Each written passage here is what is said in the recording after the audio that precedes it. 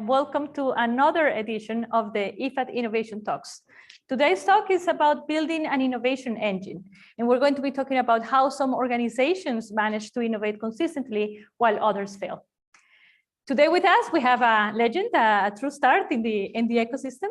I'm very, very happy to welcome Chris to IFAD in person with the fabulous audience that we have here. Chris is the founder and CEO of the Innovation Alliance, and he's also an ex-Google star with scaled acquisitions in Google North America. I'm not going to spend much more time introducing Chris because Chris will be also sharing his own experiences and a little bit about the Innovation Alliance with us during his presentation. So before we go into the presentation, I also wanted to invite everyone to join the IFAD Innovation Network. To learn more about today's event through our event page, Julia is sharing with you the link in the chat. Please feel free to comment in the chat and let us know where you're joining us from. And if you have, this is an interactive session and Chris will have some questions for you. So feel free to use the chat also for that. So with much further ado, Chris would like to kick off by asking everybody a question about challenges in innovation. Chris, over to you. Great. Thank you, Gladys. First of all, thank you so much for being here. I appreciate it. Appreciate the opportunity. And yeah, before we kick off, my father's whispering in my ear, speak Italian, so I will say, grazie per l'invito, sono molto onorato di essere qui oggi. So yeah, I would love to ask you a couple of questions, actually just one main question before we kick off. So in your efforts while leading innovation, what are some of the challenges that you might be experiencing? And for the people in the audience, I'll name a couple of challenges and then you can raise your hand if that is truly the challenge that you're facing. So number one, for funding, raise your hands if funding is a challenge in your innovation efforts. Okay, a few people. Internal resistance. So internally in the company, facing some resistance. Okay, quite a few.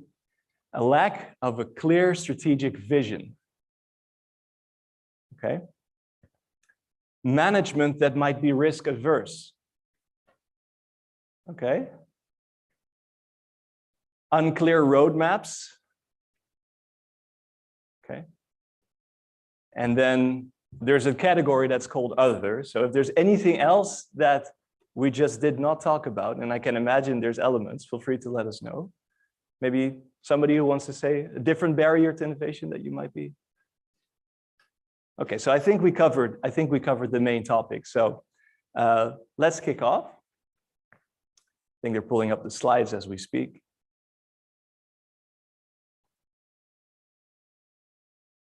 There's a QR code on the main slide. So if you want to connect, please be my guest. I would love to connect whoever is interested in connecting afterwards. Great. So who's ready to build an innovation engine? And clicking to the next slide. Perfect. So I'll just give a quick introduction. Gladys already provided a great introduction, but I'll just give a couple of pointers as a background.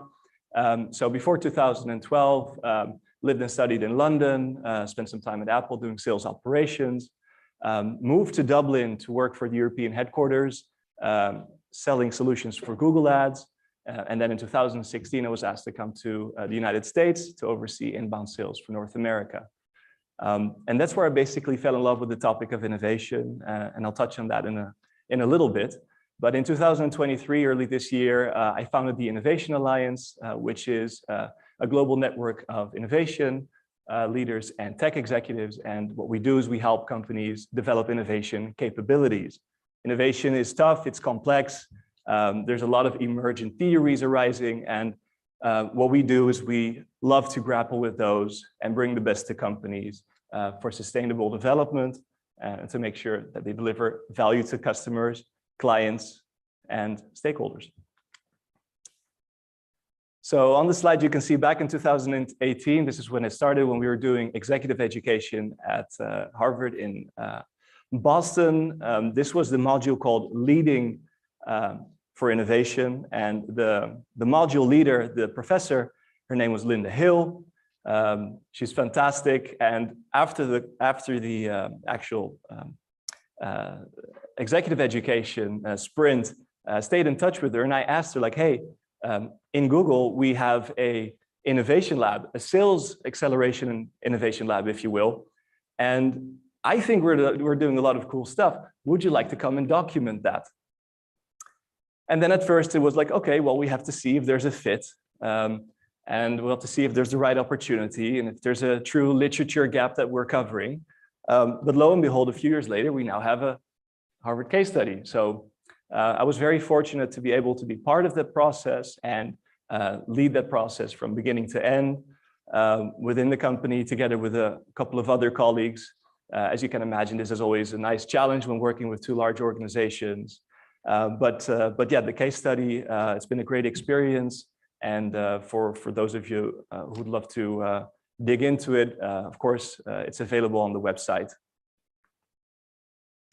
And this brought us to the Innovation Scorecard. So this is a product and a framework developed by the Innovation Alliance. And this is mainly to help identify opportunities for innovation within organizations and make this easy on a Monday morning at 9 a.m. What should I actually be doing? Because there's a lot of theory, there's a lot of executive education, which is great.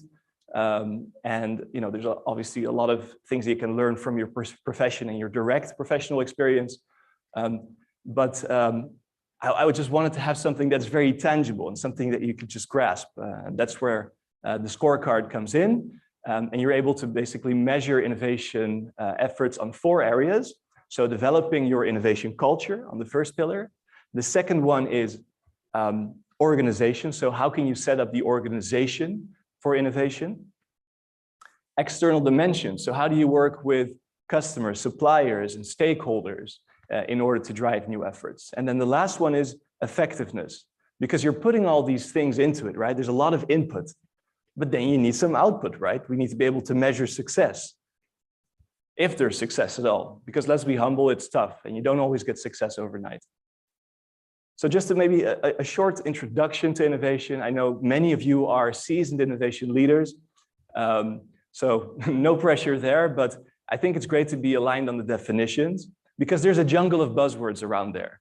We're talking about disruption, we're talking about design thinking, we're talking about AI, large language models. There's a lot of terminology flying around us, and a lot of the terminology, to be honest, is quite hyped. In order to last as a practitioner in the field, oftentimes there's a tendency to keep coining terms, and there's layers and layers of adaptations of terminology. We talked about it this afternoon during lunch, and this is one of the phenomena of the industry, and we'll have to grapple with that. So we're left with this list of hundreds of terms, but I'd love to potentially keep it simple and look at the main 3 definitions that I like to use. We have good old Michael Porter, for those of you who recognize him, talks about innovation as not just products and services, but also business models.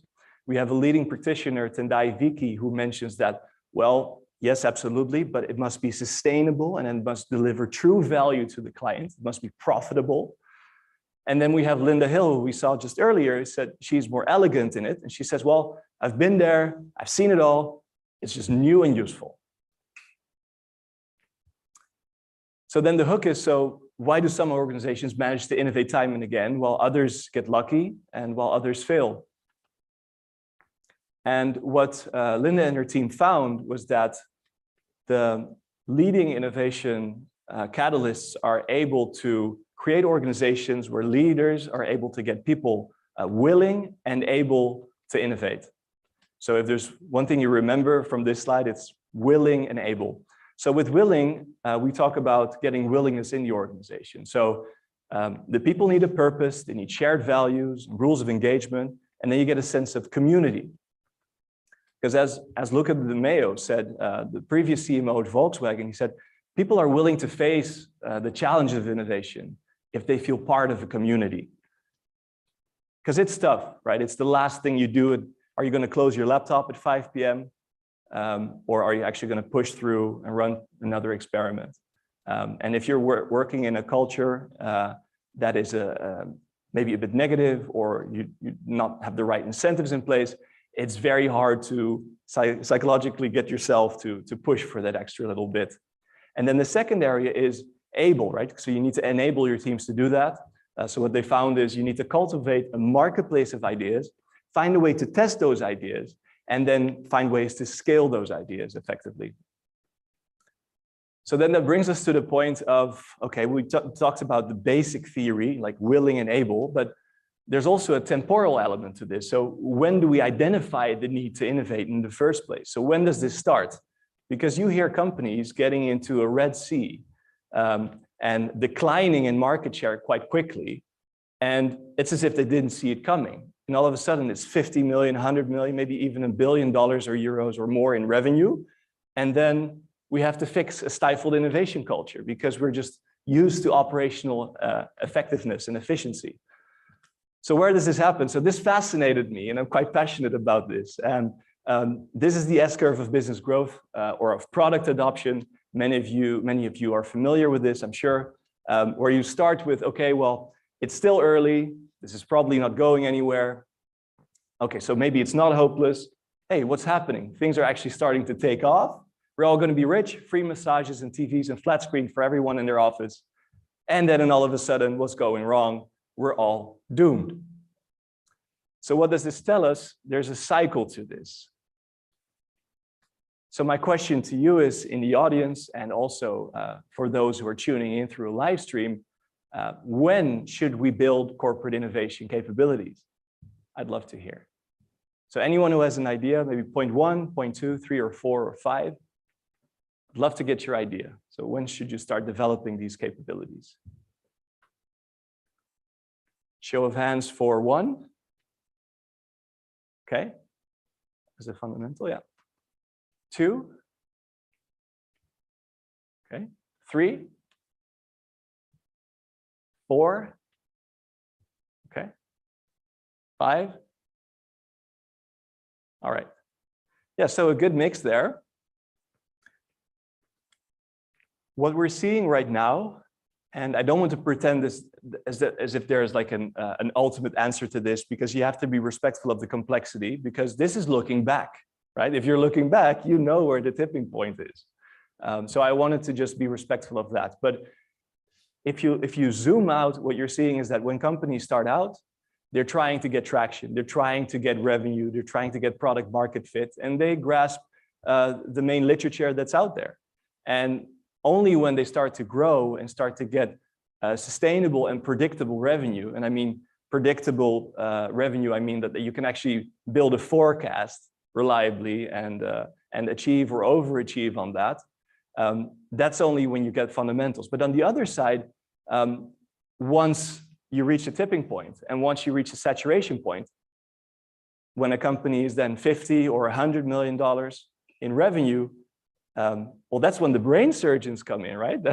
That's when you know, the big consulting names come in, and these are multi-million-dollar engagements.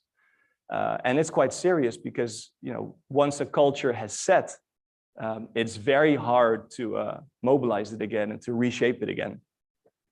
So our feeling is that le moment suprême is around point 2 or point 3.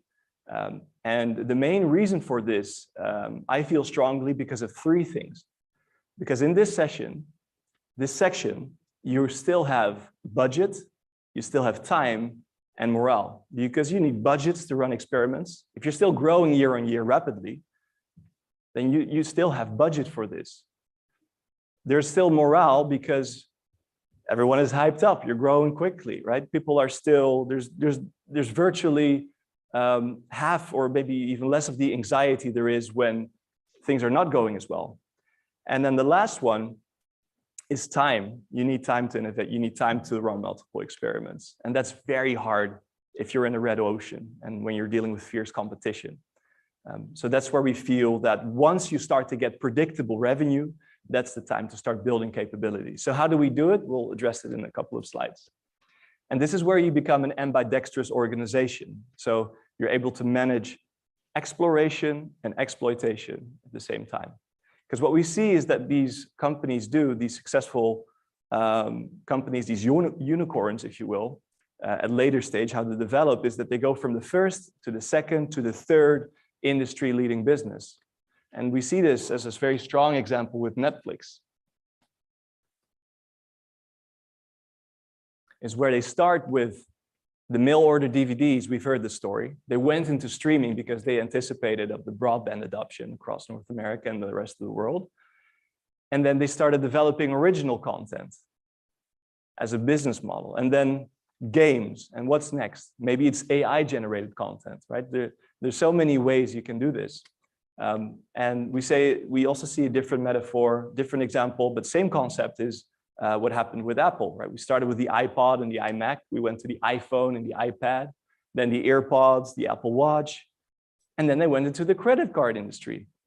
And this is interesting because this is a tech company going into finance. And where does this come from? It comes from a transformational innovation where they develop new capabilities to cater for a new market, to also not only provide synergies with the products that they're selling and to serve their customer base, but also to find new industries and to hedge themselves. And that poses some questions for the C-suite. And these are, to be honest, sometimes a bit uncomfortable, but sometimes it's good to be uncomfortable because whenever I speak with leaders, one of the first questions I ask is innovation important to you in your company? And oftentimes they will say, yes, 70, 80% of them say, yes, innovation is paramount. So my follow-up question is, okay, well, do you have an innovation strategy? But then unfortunately, the answer is oftentimes no, because they say, yes, well, we have a great business strategy, great foundations, but we don't necessarily have a dedicated innovation strategy. So that makes you ask the follow-up question then, okay, well, do at least all the leaders in the organization know how to lead for innovation? So are they schooled in innovation thinking, design thinking, innovation methods? Do they know how to run a good brainstorm session as just a fundamental? Because there's a lot of opportunity cost in bad implementation of processes and frustration of employees. And then oftentimes they'll say, yes, well, we have great leaders, great managers, but to be honest, only a fraction of them know how to lead for innovation and create a culture of psychological safety and providing a culture where people want to run experiments and where they're incentivized to do so in a scaled way. Which brings us to the last question. Okay, so if there's no strategy and if the leaders are not equipped with the tools and techniques, then hopefully at least all the employees and the staff of the organization are aligned on what defines an innovation, right? What terminology are we using and are we speaking the same language? And then again, oftentimes there's crickets or silence where one person in CRM, one person is launching a new CRM system and they're saying, well, we're innovating, we're launching this new infrastructure. But then a competitor might be saying like, hey, that company is actually just trying to get their act together. This is a hygiene factor that you should have solved 5 years ago. And you're saying this is innovation. Yes, you're doing something to improve something in your organization. But if it's truly innovating, sometimes it's good to let the competition decide. So I'll leave you with that thought. Which brings us to the innovation engine. And this is the method that we're using to help companies develop innovation strategies. There are 10 steps, and I'll be able to maybe walk through these quite quickly, I would say. Because innovation doesn't happen by chance, right? You can create the conditions for it to happen. And these are the 10 steps, and I'll zoom in on each slide. So it's no worry if that's a bit too much information on that slide. But the first step there is to secure leadership buy-in. Because when I started this journey, I thought it was Elon Musk. I thought it was Steve Jobs. I thought it was Jeff Bezos with all their brilliant ideas. And then the implementation is just done by the organization, right? Like puppets. But that's not true, because you start reading and you see like, hey, there's something going on here. It's a culture thing. They have a culture thing going on. And then you read on for several months and several years, and then you see, hey, it's not only a culture thing, right? We have systems and organizational design. We have incentives and processes. And I thought I landed there, but unfortunately, or fortunately, it goes back to the C-suite and it goes back to the role of the CEO of leading by example. So I'll leave you with one thought on this slide is, imagine you have an owner or a C-suite of a company who's constantly telling you to innovate, but all they're doing is giving you incentives of running the core business and incentivizing you 100% on your current targets without any target relief. And I've heard about a story just recently where a CEO was asking for this to happen every day. But then there was chagrin from the management that said, yes, but I need time and space to do this. Can I please get some target relief? Target relief, excuse me. but these are the conditions that have to make it real. These are the facilitating parameters that you need when you have to do this. So it's not easy. It's not easy to convince your shareholders and your board to put this in place. But I love what Jeff Bezos says in these kinds of situations. He says, well, the fact that we had a great quarter is not because we did so well at the beginning of Q2 or Q3. We built this 2-3 years ago. And it's a cliche, but it's true. It's like it takes time to build these things, and you have to take time out to do it. You just have to make sure that you have some best educated guess that you're working on the right things. Second step is assessment of the status quo. So obviously, before you start anything, you're going to look where you are. So what products and services are we selling today? Are they positioned for success? And is this something that is sustainable? Once you have that, you can create a perspective and an outlook. And this is the best educated guess that companies have for the next 5 to maximum 10 years, depending on the industry, is where they feel that they should place their bets. In what arena should we be playing and where we should be investing? And more importantly, where should we not be investing? Because oftentimes that is the case too, right? You're trying to make 1,000 flowers bloom and then the budget is gone, and then, there's focus that needs to happen. So then what do these firms have to do with innovation management? So some of you might have picked up, these are venture capital firms.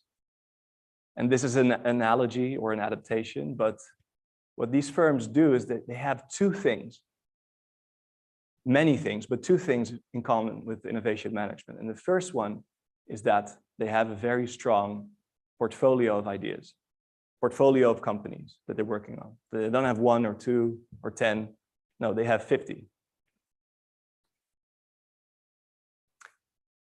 The second thing that they have in common is they have a strong perspective and a strong thesis. So they don't know for sure where the industry is heading. They are never sure. But not being sure is a recipe for disaster. You need to have some best educated guess. So what they say is, okay, we're not sure, but according to our learnings, according to our models, according to what we're hearing from our networks, this is where we want to spend our time and our money. These are our best educated guess. Which brings us to developing an innovation portfolio. And many companies have this already. I'm sure IFAD also has one. And I'll give a short overview of the innovation portfolio. There's a lot of detail on this slide. But if you look at it from a very conceptual standpoint, these are the projects that you're running. In what stage are they? What is the next step? What is the next phase? And how are you scoring all those projects? How are they doing? So is it feasible? Is there a good match with the company's strategic objectives? Do we actually have a validated demand for customers? Is it feasible? Is it viable? And then there's the horizon. So what horizons are we operating in? Is it horizon 1, 2, or 3, which I'll dive into on the next slide. And then investment, right? This is business. So there's investment going into these projects, and what's the net present value of them? And this is just a very, I would say, basic way of keeping track of what's happening throughout the organization and keeping track of things. So you need to be able to promote the projects that are going well, that show validated demand. But more importantly, you should also be killing projects, and you need a good kill rate. And that's interesting because nobody wants to see their projects fail. Everyone wants to succeed. But unfortunately, right, you cannot, in a large organization where you have hundreds of projects and hundreds of bets, if you have 300 and 290 of the 300 succeed, are you being ambitious enough? So I'll say it again. If you have 300 projects and you're doing 290, they succeed, are you being ambitious enough? Are you just pleasing the C-suite? Are you just pleasing the board? Or are you really going in the trench and rolling up your sleeves. So the 3 horizons here, and this is just a general recommendation. I want to be respectful of the nuances per industry, but it's advised to spend approximately 70% in the core, so your core products in your core business, 20% in adjacent industries, such as serving new customers, new markets with existing products, or maybe in your current market, adapting your product so that it will fit. And then the third one is transformational, the one that I just discussed. And that's the hardest one. And that's the one that's applauded the most by companies when they're able to do this. For example, with the Apple credit card or with Amazon Web Services, where you start to develop a whole new competency for a market that you're currently not even operating in. And this takes 3, 4, 5 years. And nobody wants to do those at scale because you want balance in your portfolio. But on the other hand, you have to plant some seeds. So then you develop an innovation model, which means that, okay, through which channels are we going to drive innovation? So is it going to be mergers and acquisitions? Are we just going to acquire our way to success? Are we going to build an innovation lab? Hopefully not with innovation theater. Hopefully real things are going to be going on in the innovation lab. Or do you prefer to just work with customers, listen to them, do design thinking sessions with them, or maybe do co-creation sessions with them? Which brings you to the framework, because you need to build, measure, and learn from those experiments. And then you need a unified way of talking about that in the company. That's where you develop an innovation framework. And stakeholders, yes, you have to get the stakeholders on board, unfortunately, or fortunately. So just being on your island and being the lone genius, unfortunately doesn't cut it, because the organization and the core of the organization will become quite frustrated with you.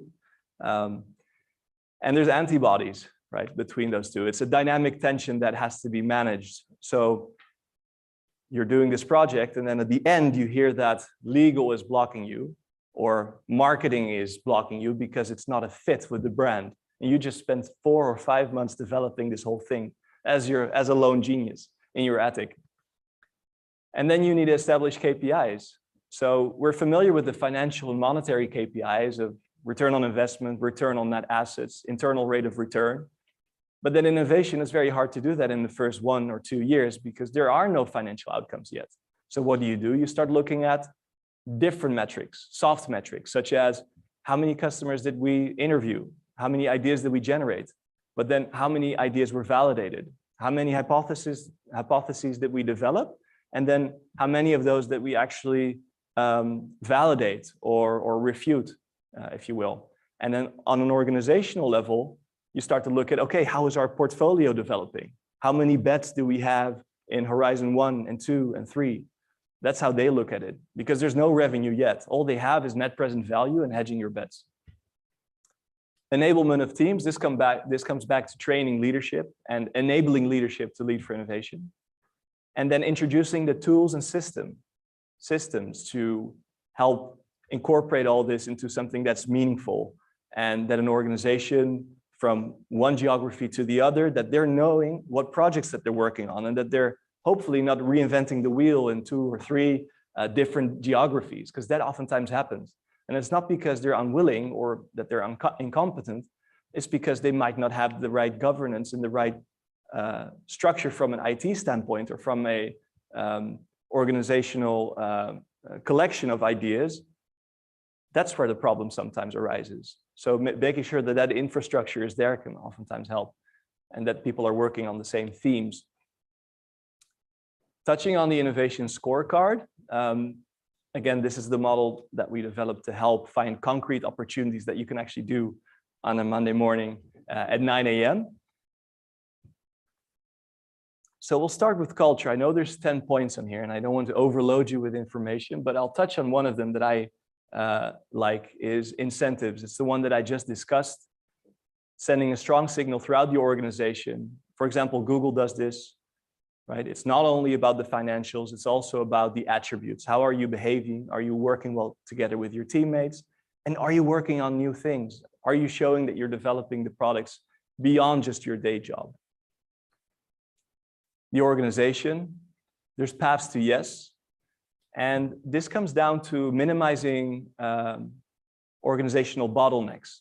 So an example from this is from Amazon, where they have multiple paths to yes, meaning that if you have somebody at the bottom of the organization that has a brilliant idea or a good proposition, and let's say that that manager is super frustrated, the manager wants to leave the organization, or they have a fight with their manager, and the idea never gets to see the light of day, and that's a waste. And then they have multiple areas in the organization where they can pitch their idea and where they can fund their idea. And this takes time to set this up, but this comes from the venture capital industry also, because remember Airbnb, we know it as a successful multi-billion-dollar company right now, delivering true value, capturing a great corner of the market. But it took them, I think, 28, 29 no's before they got yes on number 30, something around that, which is insane, right? You cannot grasp it. So you get 29 no's until you get a yes. So then where's the problem? Is Airbnb the problem? Is the proposition the problem? Or is it maybe the incentive model and the organizational design? So find ways to find multiple paths to yes. Effectiveness.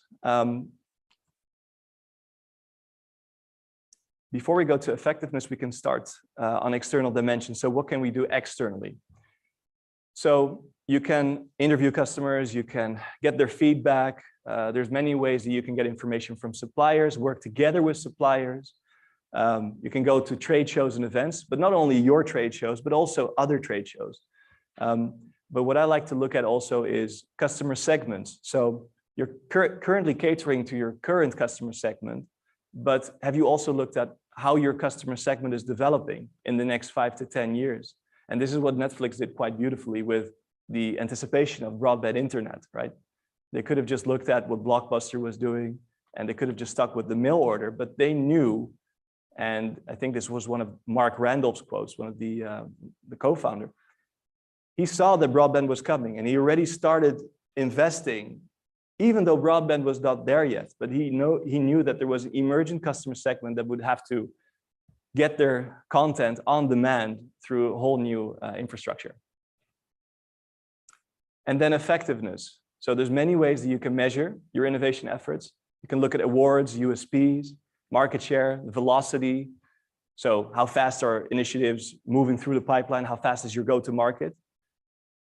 And you can look at your customers and competitors. Ask your customers, do you find us innovative? And your competitors, they'll be honest with you and they'll say like, hey, this is what I really respectfully admire, even though we're not friends. And then there's employee feedback. So how do employees, how do they rate the innovation process?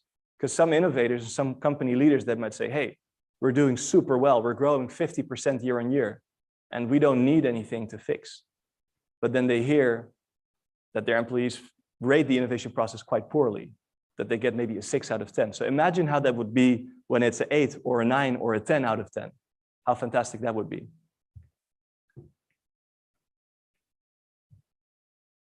So then I'll leave you with the thought of what is your biggest cost?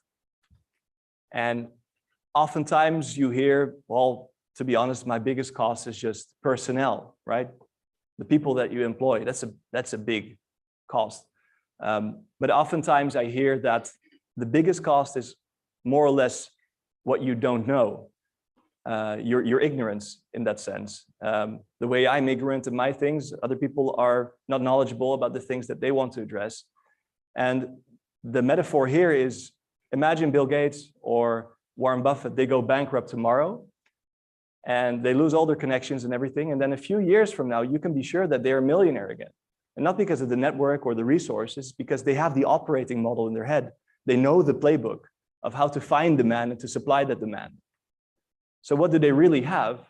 It's the knowledge how to do it. So then every month, and this sounds crazy, but every month that you're not making $1 billion, it costs you $1 billion.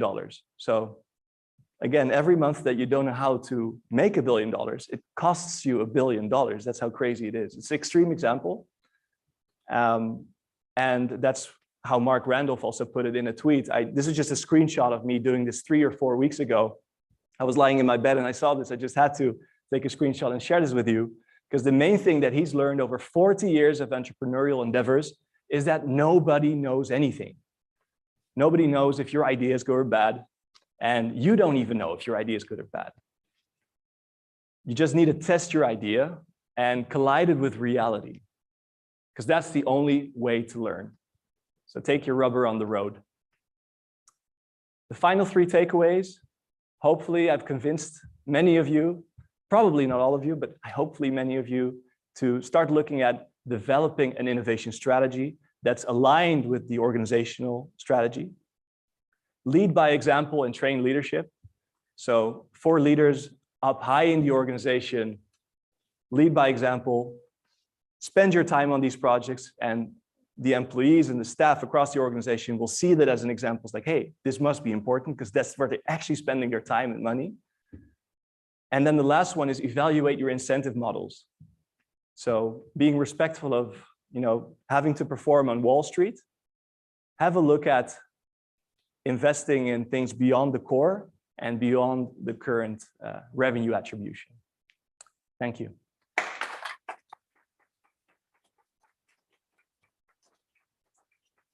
Thank you, Chris. So I was watching the chat right now, and I see that we have a lot of colleagues from the United Nations joining us, and they are practitioners because they are colleagues from the innovation units of our sister UN agencies. We also have a lot of people joining us from civil society organizations. So I wanted to share from the main three takeaways that you just shared with us.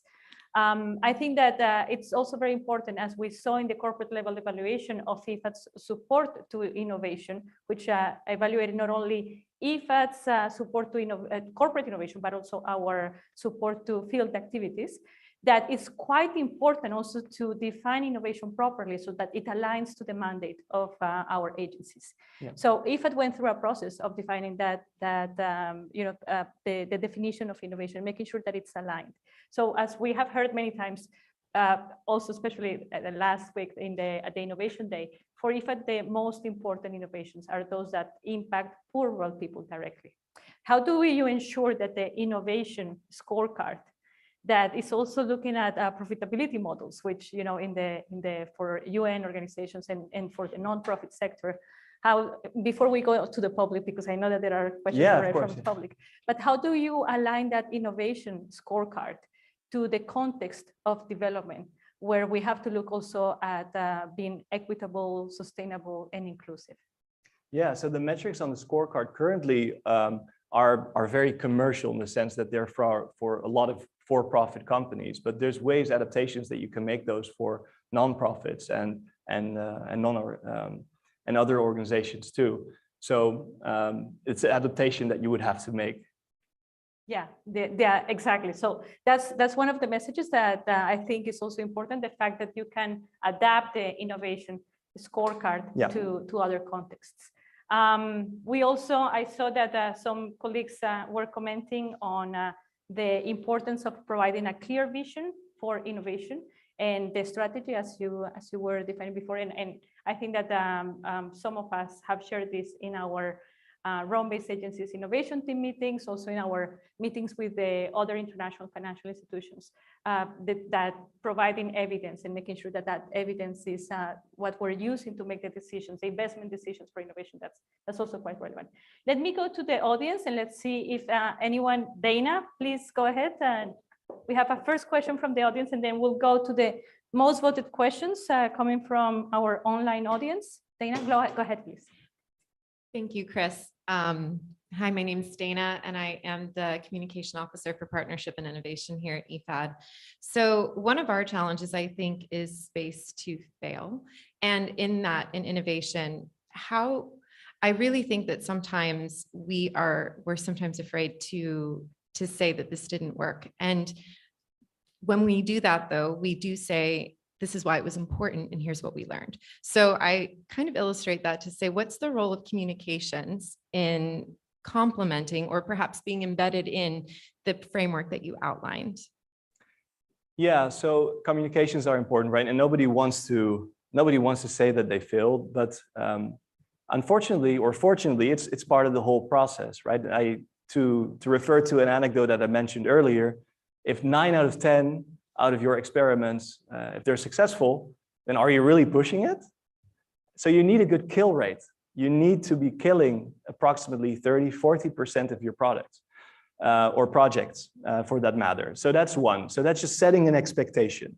But that doesn't mean that everyone goes unaccountable, right? Everybody's held accountable because you should actually learn and document those. So terminology and the words that you use, just like psychology, they become very important. And there's practitioners such as Osterwalder and Vicky from Strategizer. They like to say, hey, we successfully retired these projects because they did not validate the hypothesis that we had. That's something else than I failed in my project. So that comes down to developing psychological safety in a culture, but also instituting the terminology to go with that. I hope that helps and resonates a bit. Thank you, Chris. We also have some questions from the audience. So let me go to Sarah's question. She's asking, on the point about including the principles of equitable, sustainable, and inclusive, I personally don't think innovation can happen without diversity of thought. For example, inclusion. And she's asking, how can one ensure upfront that the people involved in innovation have diverse experiences? Why don't you share? And then I will also share how is that we ensure that at IFAD. Okay, perfect. Okay, so I want to start with some humility and some intellectual humility, because I can mention all these things in theory, but the truth is that you need to have the luxury to do that a little bit, because this comes back to hiring. Right? This starts with hiring. So you hire not only for diversity from a demographics perspective, which is super important, foundation, but you should have cognitive diversity, right? And that means that if you're involving somebody in a brainstorming session, you might think like, oh, well, no, he or she is an accountant. It's probably not so creative, but are you too sure of that? Sometimes you're amazed by the creative qualities that people have who work with numbers all day. So as a very simple example, there is look at an inventory, do an inventory check in your company, not only by role or title, but also look at their capabilities. And you can screen for those with tests. That's one thing you can do. Going back to hiring, you can hire, you can put this into your recruiting process. So is this person not only able to drive the current business, but are they also able to come up with new perspectives that we did not have? And those perspectives, are they new? But are they also useful? Are they sustainable? And is there a business model behind it? Because a lot of innovators, they just want to innovate, but they don't know how to develop a good business model. You need a sense of business acumen. But going back to my point of trying to be humble here, you need to hire amazing talent to do that. So you need a super strong brand. You need fair, good compensation. And you need good people to hire them that recognize them. So those are just three foundational elements that you need to have in place. Thank you, Chris. We have been asked the question of what's the link between diversity, equity, inclusion, and innovation. We don't have, or maybe we have one of the links that we can share with you, but there is enough data and research to prove that when you have that combination of diversity, equity, and inclusion, you deliver better results for innovation, actually. I think that our Associate Vice President just left, but he's actually a champion of diversity, equity, and inclusion at IFAD at the corporate level. In the innovation challenges, in the open innovation challenges that we run at IFAD, the diversity, equity, and inclusion is something that we learned actually from Google, that in the application process, you should be creating incentives. So brownie points for those teams that are diverse, that are multidisciplinary. And in addition to that, we also give extra points to those teams that are women-led, because we want to support more women that are leading innovation and development. So let's go to the following question, unless we have more questions from the audience. Sveva. Hello, thanks for your speech. I'm Sveva Chaparoni. I'm head of food sustainability at the European Institute of Innovation for Sustainability. I wanted to ask, since I saw a photo of Eric Ries's book, The Lean Startup Methodology, what role did it play when formulating the scorecard, and how does it fit in the model? Yeah, it comes down to running many experiments in a structured way. having a clear build, measure, and learn loop. That's one. And I would say the second one is getting out of thought land, it's getting out of your head, right? Thought land, I think that was coined by somebody who we know in Italy quite well, Alberto Savoia, but get out of thought land. Get out of the building. Speak with your customers, spend time with your clients, with your stakeholders. That's the adaptation from Eric Ries's model.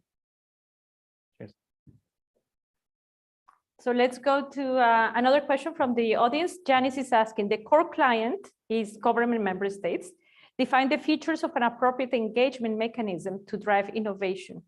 And Janice is joining us from the United Nations. Could you repeat the first section, please? Sorry, the core client is, so the core client for the United Nations, I think she's referring to that, is our governments and member states. So if you could please share, define the features of an appropriate engagement mechanism to drive innovation. So I think that the question relates to that leadership buy-in that you were discussing in your presentation. The United Nations is different to the corporate world. We don't have to address the concerns and the needs only of our executive board and our clients. We also have multi-stakeholders. And those multi-stakeholders include also member states. So I think that the question is, when you have this diversity of multi-stakeholders, how do you ensure the buy-in? Education.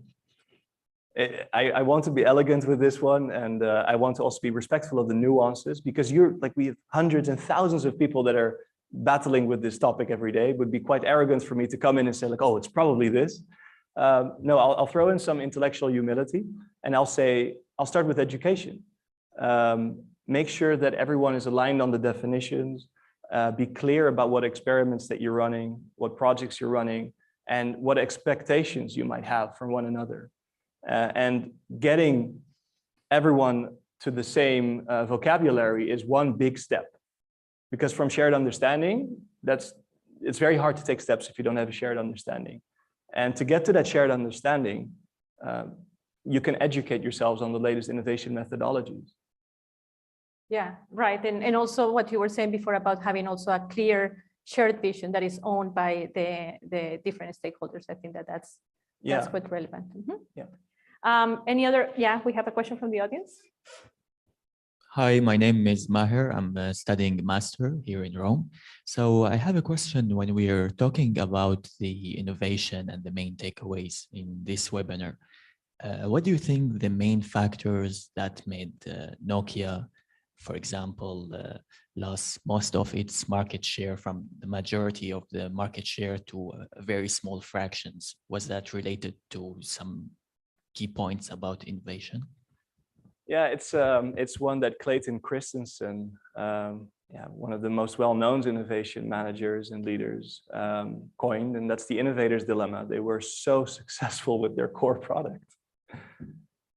Without going into too many details, they had such a successful core product that they really struggled with making the time and space to develop something new, and stepping away from that. The same happened with RIM. Remember with BlackBerry? More or less the same story, right? It was tactile. We had physical buttons, physical interface. And at the time, they were operating in a paradigm where the screens were horrible. Like if you press the screen, you needed a stylus to properly, remember, you needed a pen to write somebody an SMS or an email. And I have to be honest, it takes a Steve Jobs with an iPhone to make a well-functioning touchscreen. So how can you envision a future that has a working touchscreen while you're working in a paradigm with suppliers all across the globe that are selling horrible touchscreens? And where do you get the R&D to just fix those overnight? I hope that clarifies a little bit. Chris, we have a very, very interesting question, I think, from the audience online. Mirja from the International Water Management Institute based in Ghana, she's asking, what recommendation do you have for assessing the performance of partnerships for scaling innovations? For example, to guide investment decisions, would you recommend using the scorecard for that?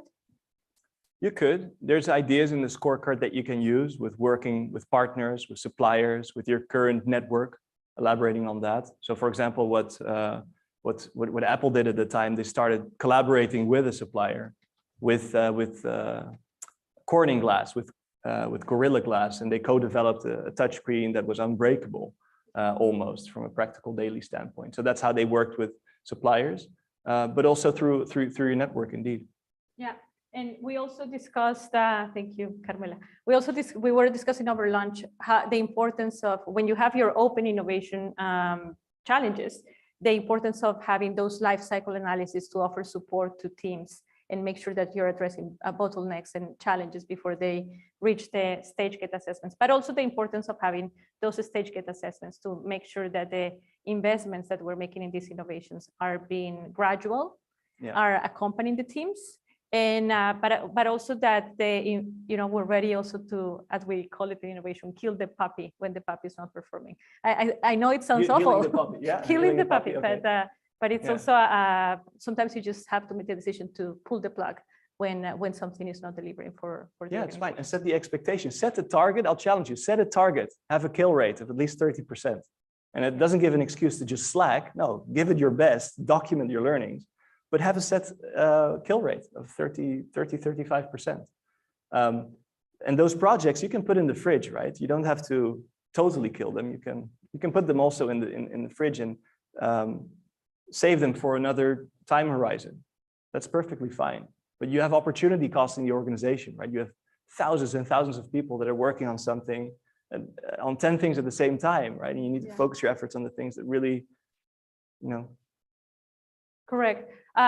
For those of you that are not familiar with the UN Innovation Toolkit, which is supported by the UN System Staff College, you just made me think when you were talking about the definition of those of those different stages. In the stage gate assessment of the UN Innovation Toolkit, we do have the tools to determine during those stage gate assessments where to place the different innovations and whether we should continue making the investments. So you were just talking about putting the innovations in the fridge, and the difference, in the commercial world, you talk about killing the innovation. We use different language, so we sunset the innovation.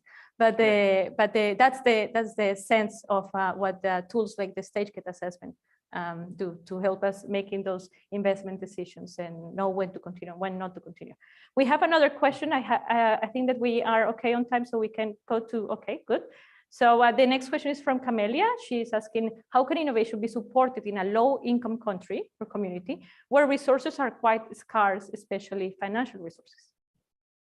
Low-income countries with not a lot of funding, goes back to creativity. And you would hope that digital will play a role there.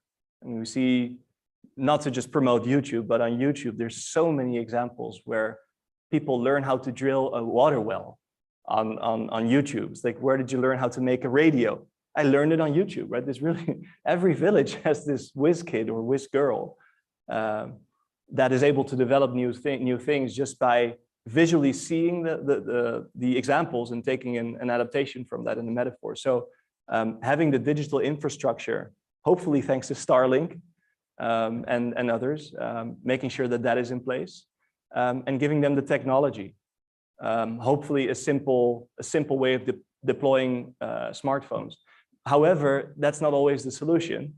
Again, comes back to being humble about this, because there's programs, and you've heard about this, where they give these underrepresented communities, they give them the technology and the smartphones and the tablets.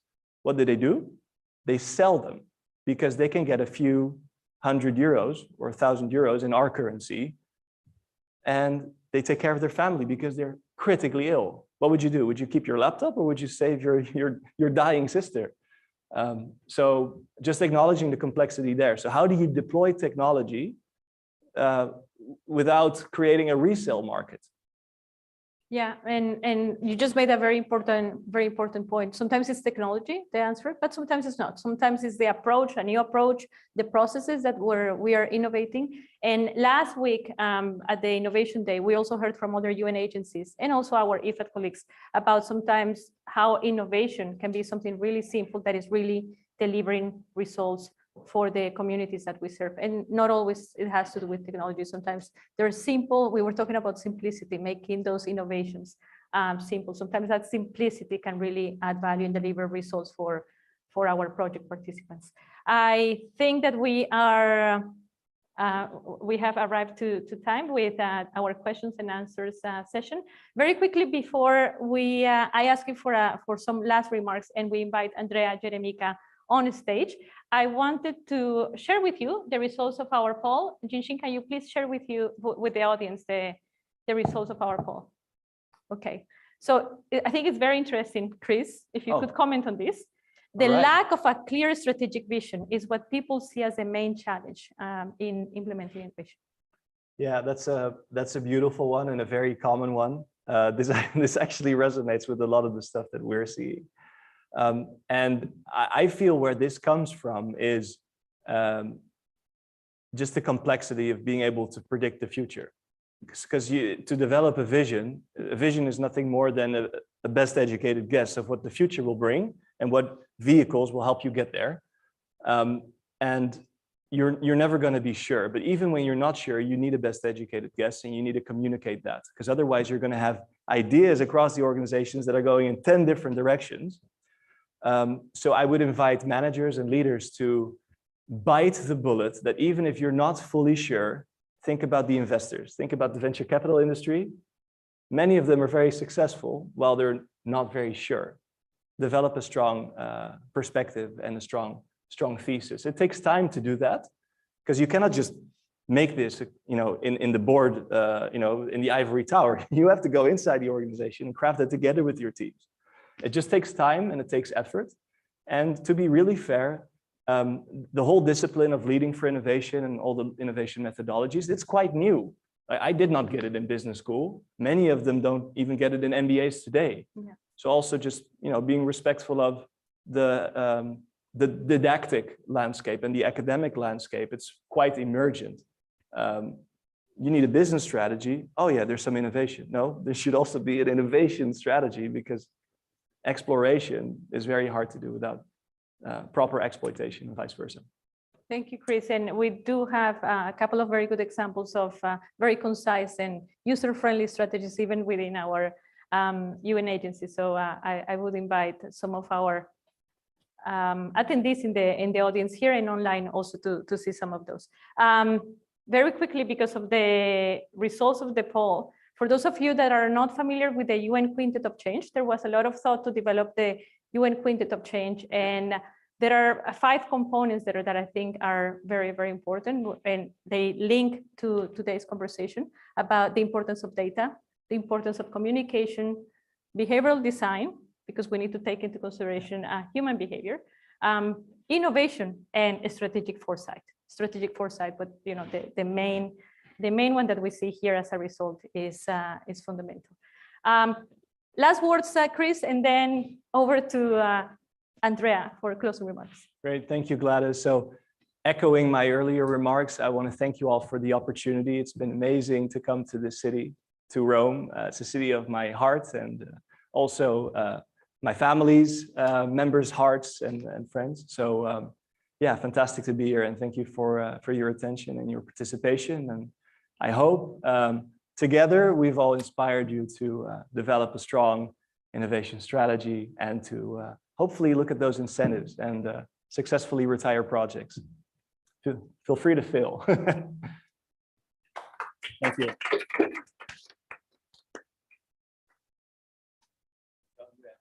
Thank you. Perfect. Thank you, Chris, for this insightful talk. So I'm just going to take a couple of minutes to try to summarize and give you those closing remarks.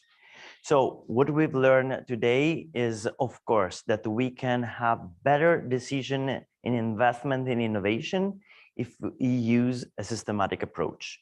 And doing this, we can reduce and mitigate risks, and we can have a better use of our resources. The second takeaway, in my opinion, really important, is that with the rigor of methodology and tools as innovation scorecards, what we can do is really help innovation, help scalability, and better understand and help sustainability, because this tool can be adapted to development context, so it could be really very, very helpful. Third takeaway, really important. I really care about this one specifically because say something about stakeholders. If we want to really innovate, we have to engage our stakeholders. It means that we have to go and look for partnerships. And I'm so proud about this because it's what we are doing with the IFAD just right now. We have an important partnership with two important objectives. One is to build an organization capacity. And second one is to develop skills and innovation, especially for new generation. So I want to just take 30 seconds to underline this last part, education. Because as Chris said, it's probably one of the most important and underestimated tools when we are talking about innovation. You know, as like we are living in the middle of the sea, we are in a boat just right now, on a boat that is sinking water.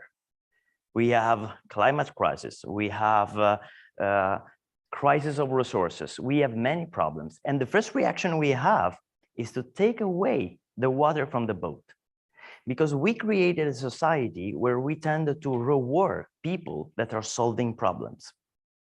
But at some point, we should take care of that all that is permitting the water to get in.